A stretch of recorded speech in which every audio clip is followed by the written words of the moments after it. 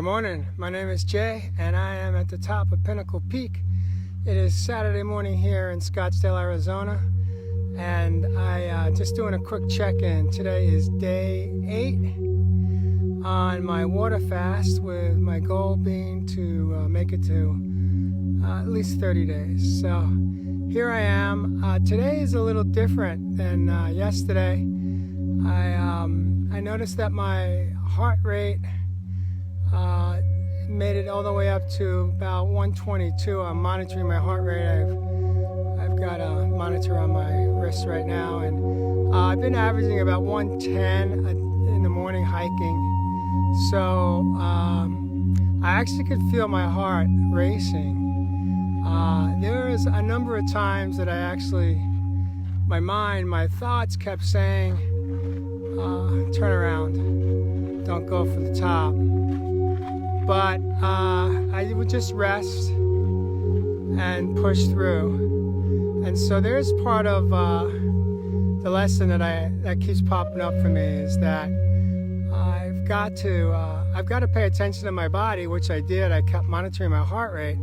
I figured that if it had jumped to about 140, I would turn around, but the most it went to was about 122, 123. I'd rest, I'd bring it down, and then I continue the hike. I'm at the top of the peak right now. I'm off to the side and kind of surrounded by some boulders. Gives me a little bit of shade here. What I got here, this blue towel, this is a microfiber. It's called a wet towel. And what it does for me is it keeps me cool. It hydrates me, and of course I've got this here that I pretty much keep in my mouth and drink water from that. Other than that, I am excited. I just entered into week 2 of the water fast. Today is day 8. I had overall a good day yesterday. I still had some hunger challenges, but I pushed through it. Each time I'd feel hunger, I just grabbed my water bottle. I think I did about 133 ounces of water yesterday, with just over a gallon of water. And I am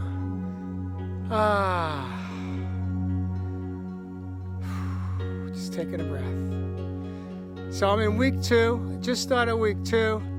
Overall, I feel good. I am doing what I can do to just look at it one day at a time. I'm not future tripping. I'm not going out today 12, 15, 23, 30. I can tell you that I have not taken my blood pressure pills since the day I started this journey. My heart rate, my blood pressure jumped down to normal range on day 1, and I have tracked it 3 times a day, and I am finding that my blood pressure is in normal range, solid normal range every single day. Good morning, whoever has joined me live. Thank you for being here. And also, I have found that I had, as I mentioned yesterday, I think some type of torn tissue, a tendon in my bicep from about 4 or 5 months ago that's been very challenging to heal. And I noticed that is healing pretty rapidly right now. So that's all encouraging, and hopeful that the balance of the healing that I'm in this to win this for is underway and taking place, that my cells are rebuilding. Old cells die, new cells come alive, and rebuilding my stem cells, getting rid of all the inflammation inside of me so that I can heal. The medical diagnoses that I've been working on for the past 35 months. So I'm excited about that. I'm hoping to reverse or heal my autoimmune blood disorder. I've got some clotting on my aorta, about 25%. I'm hoping to have those clots just drop off, literally drop off the plaque. Same thing with my left ventricle artery for my heart. Diabetes, not diabetic I was, but at this point I want to get my glucose levels below 100. They tend to hover around 103, although my A1Cs have been averaging around 5.5 or 5.6, which is in a normal range, but in a high normal. And I don't want to be pre-diabetic, so I want to get that into a healthier range. And besides that, high blood pressure, I believe I've already taken care of that in the first day of this fast. And when I'm done with this fast, I will be 100% full vegan. I was about 95% utilizing intermittent fasting for the past 7 or 8 months, but I'm gonna go in that full committed. And other than that, just drinking reverse osmosis alkaline water. My goal is 1 to 1.5 gallons a day. I'm really struggling to get to 1.5 gallons. I start my mornings out really strong, and then I tend to slow down. Other than that, it's my check-in. Lesson for today, it just keeps repeating, is that when my thoughts keep telling me to turn away or stop doing something, or I can't achieve something, I've gotta just push those thoughts out and trust my intuition. I kept checking my heart rate, saw that I was in a safe zone, so I pushed through the leg pain to make it to the top of this peak. Pinnacle Peak is where I'm at. You could see, there's some of it. There's some of the peak up there. I'm just going to do a quick check-in with who's online. Kathy, thank you for joining me. Rosie, thank you. You've got this. Christine, you got this. Elo Dai, thank you for being here. Julie, thank you so much. Rosalie, Mary, thanks for joining me this morning. Christine O'Connell, thank you for being part of this journey. Sharon, my sister from New York is here. Thank you so much for being on and watching my journey unfold. I am in week 2, day 8. Prayans, I'm not sure if I got your name spelled right, but thank you so much for being here. Gina Marie.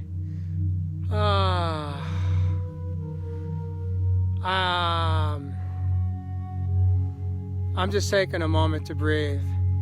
But I gotta tell you, this is, it has not been as difficult as one might think. This water fasting really has been relatively easy. I know that sounds insane, but I'm doing what I can do to stay hydrated. That's the most important thing. I'm listening to my body. I'm resting a lot. When I'm working from a reclining position, either on a sofa or laying down in my bed. And I take time each day to get some sun, which they say is good for you during a fasting as well. So I am doing well. This has not been too painful. I'm just staying focused on what my intention was, what I set out to do, and I'm going to get it done. One day at a time.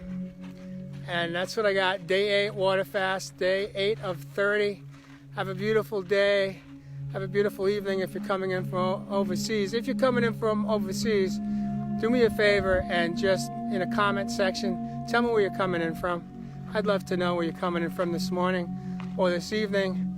If it's Saturday or Sunday for you, hit likes, hit loves, show me the love, continue to give me the encouragement to continue on this journey, this lifetime experience that I'm in the midst of.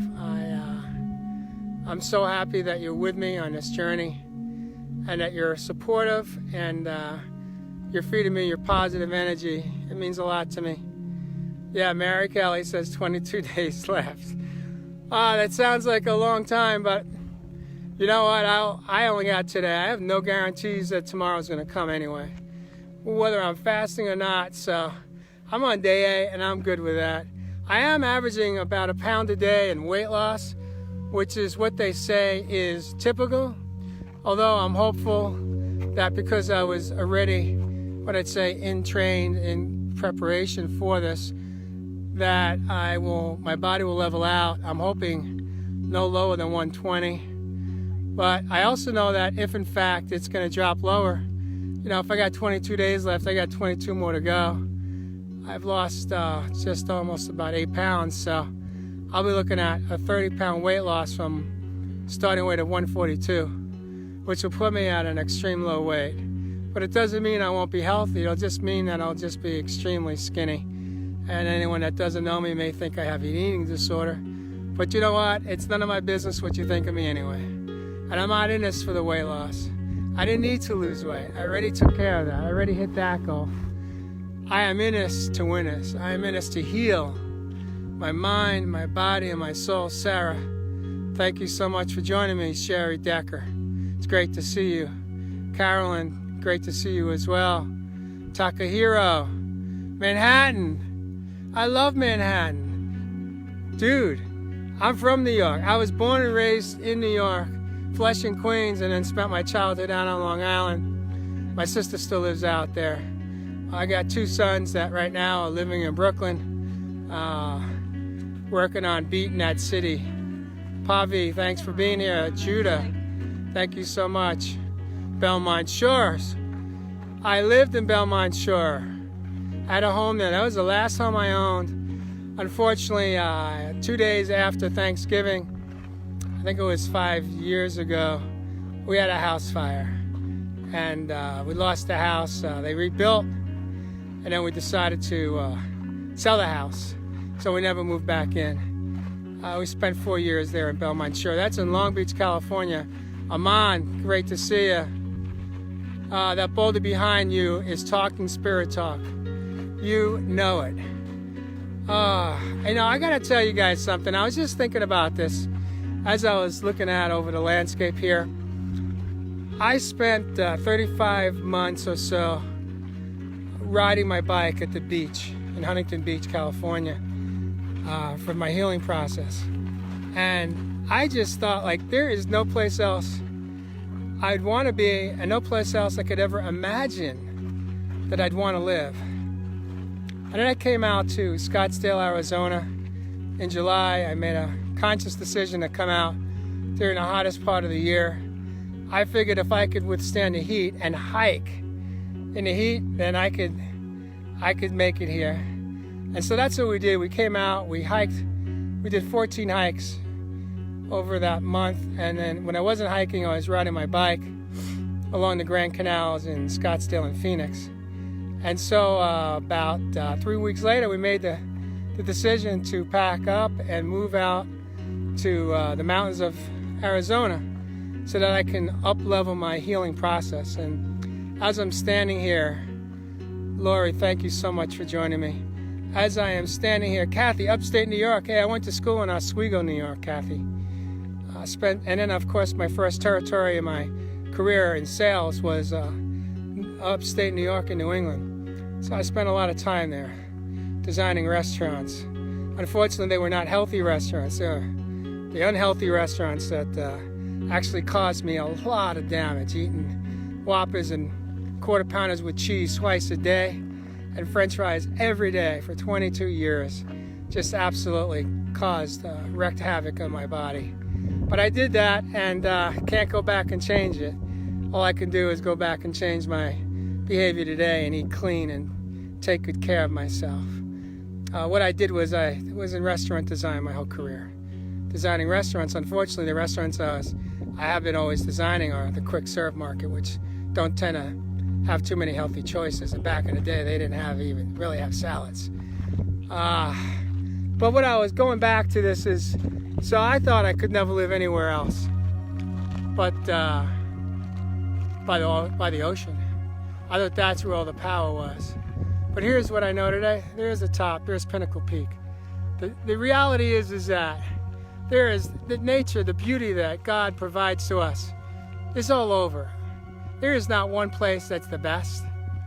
It's wherever you want to find it. You could find it, whether it be a lake, a pond, an ocean, a mountain, a rainforest, your backyard, your pool, your own oasis.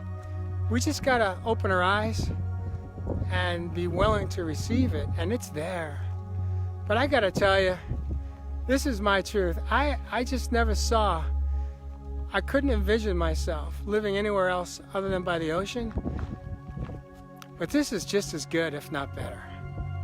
There is so much power out here. There's so much energy. This space brings me to tears. It makes me emotional, and it just touches my heart, touches my soul.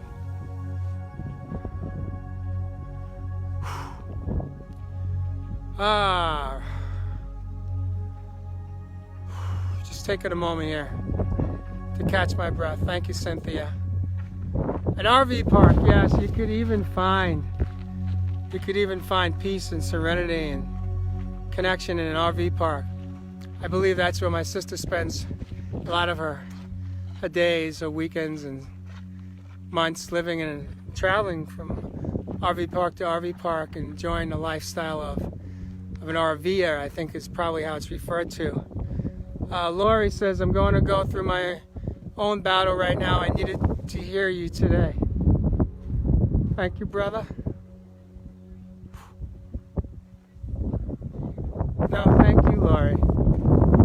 Thank you for showing up. Because, you know, the first step to healing is we just got to be willing to show up. And when we show up for ourselves and we surrender, and we're willing to just accept that we may have to change everything in our lives and have the courage to change, then the miracles unfold. We just got to show up every single day. Every single day. And that's not a painful thing, because, you know, once we show up and we start to experience the miracles unfold, it becomes almost like an addiction. Self-care becomes an addiction. And we just want to take care of ourselves every single day. And when we start to take care of ourselves, everything changes. Everything changes in our life. We're just not taught that. We are not taught that in the school systems. We're not taught that in most homes. We're certainly not taught that in most of our employment companies or organizations that we work at. I remember when I was working as a vice president of sales and marketing for a company, the owner actually wanted to put a sofa in my office for me so that I could crash there at night and get my day started earlier. How sick is that shit? That is sick. That is just not well. But I know that's what they do, you know, up in the valley, up in Silicon Valley. A lot of people have sofas in the office that they can crash. But, you know, that's just about like, you got no life. And they wanted me to work 6 days a week, too. You know, 12 hours a day, 15 hours a day wasn't enough, Monday through Friday. But in any event, I got to let that one go and know that some people are sicker than others. And today I've got to just make sure that I'm always coming from a space of love and just accepting that everybody is right where we're at. And I will continue to work on my healing. I know I've got a lot of work ahead of me. I'm going to check out. Kathy says, I am just learning this at 54 years old. It is a hard thing to adjust to. You keep me motivated. Kathy, when I hit my rock bottom, I was 54 years old, and I'm 57 now. It's been a three-year journey of absolute miracles and gifts that just keep coming at me. I just gotta make sure I'm paying attention to the signposts and not missing them. That is a great age, Mary Kelly says. Jen, welcome. Thanks for being here this morning. David, thanks for being on. In any event, I am gonna jump off. I am gonna finish up my hike. I've hit the peak, so I'm gonna turn around. I usually double it up. I cross over and go to a second mountain range, but not on this water fast. On this water fast, I'm taking it slow. I'm only doing half the hike, and the most strenuous part is on the second mountain range. So I'm listening to my body, I'm listening to myself, monitoring my heart rate, monitoring my blood pressure, and listening for signs of when I need to make adjustments. Today is the third day that I have not juiced in 3 days, but I am taking a green superfood, pure organic powder once a day in my 20-ounce bottle of water. So that's giving me all my nutrients, my minerals, my amino acids that I need to help my body continue to heal. And that's it. I'm good today. I'm excited. I'm in week 2 of this water fast. I will continue to share this journey with you as it unfolds. Day 8. I feel good. I feel grateful that I'm doing as well as I'm doing. I'm grateful that I'm able to come out here and hike and do my prayer and meditation. Day 8, water fast. I'm going to get day 30. That's my goal. That's my intention. Takahiro, I'm going to join you and change my life. You are inspiring me, man. You can do this, you know. The only thing stopping us from doing anything in life, everything in life, forget about anything, everything in life, there's 2 things that stop us. Well, it's our own thoughts, and what's behind that is fear, and what's behind that is also belief systems, the stories that we tell ourselves, and the stories that aren't even ours. Most of those belief systems aren't our belief systems. The belief systems that are handed down from generation to generation. It's an ancestry thing. But those belief systems keep us locked up in bondage. And we need to tear those down. We need to rip them up, burn them, and throw them away. They no longer serve me. So that's number 1. The second thing that stops us from moving forward and making healthy, good choices for ourselves is external people, places, and things, the things that people say to us. And here's another thing that I learned. It's none of my business what you think of me. There's a lot of people that don't understand why I'm doing what I'm doing, why I'm doing a water fast, or why I do it in such a public way, or why I share my life in such a public way through blogging and having a Facebook Live show on Spirituality Gone Wild called Real Men, Real Talk, Raw. But I do it because I've got a story to tell, I've got a story to share, and I don't want to just be so private where I'm not helping other people, inspiring them to do what they need to do to get well. You know, this is my 3rd chance at it. I faced mortality twice in my life now. I thought the first time was when I had my heart attack. I was age 48. And I thought that was my bottom, but I had to go lower. I had to hit a lower bottom. I had to get sicker, way sicker, and almost be taken out a second time to finally wake up and realize that I wanted to change. I wanted to live.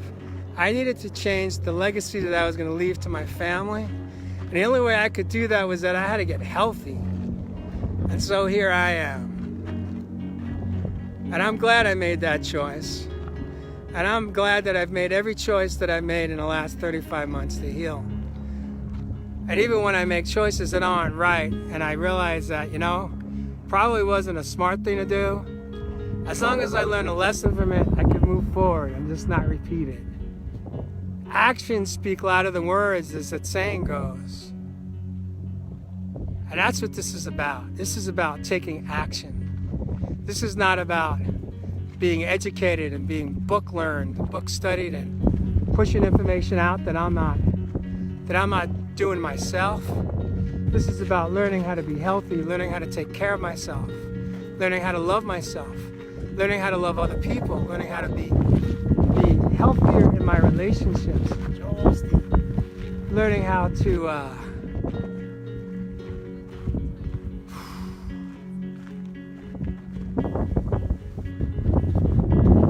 learning how to just be me, how to be authentic, how to be vulnerable, how to have healthy intimacy in all my relationships, whether it be with my girlfriend, whether it be with my children, whether it be with my ex-wife, whether it be with my friends, whether it be with my sister, my mom, anybody and everybody, people I meet, strangers, you know, just come from that space of love and show my intimacy, show my vulnerability. And, you know, it just feels so much better than living in anger and resentments and guilt and shame and blame. So anyway, I thought I was jumping off about 10 minutes ago, and you guys just inspire me. You know, your comments inspire me. John Fiore, my EFT, certified EFT man. Thank you so much. John did an EFT session with me, my first one ever on Friday night. And then, can you imagine that he actually called me yesterday? It was like 10 o'clock his time. He's back east. He called me just to check in, just to see how I'm doing. Talk about love. You know, I just didn't have those kind of relationships with men in my life. Before I started my healing process. It was just superficial shit. That's all that I had in my life.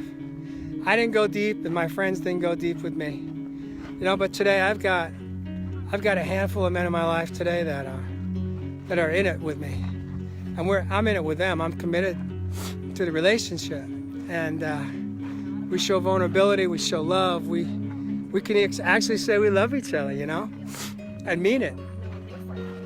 And then we show it, you know. It's just not the words again; it's the action.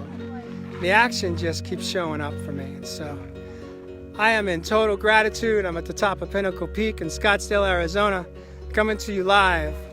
Day 8, week number 2 of my water fast. I'm going to start my descent. I'm going to come off the mountain now. And I don't know what the rest of my day is gonna have in store for me, but it doesn't matter because I'm alive. I feel good. I'm going to do some continuous self-care. I'll probably go poolside and relax and listen to some great music. Have a beautiful day. Dristy, thank you so much for joining me live. Daywoods, thank you. Good to see you. Have a beautiful day, beautiful evening. Last thoughts. Whatever you got going today. I know Saturdays, at least in the US of A, are days where we call them errand days. We work all week, and then we spend Saturday running errands. And if we're not running errands, we're doing that honey to-do list. Drop it. Forget all about it. Don't take care of your errands today. Take care of yourself. Take something off that list and carve out time. Do some self-care. Because what I learned is when I do self-care, it was the gateway to self-love. Here's where all the answers are, right there. Self-care. Start there. Saturday. Enjoy your day. I love all of you. Thank you for joining me and continuing to support me and share your encouragement and your own wisdom with me and your own vulnerability. It means so much to me. Have a beautiful day. Take care. We'll check in hopefully tomorrow if I feel up to it.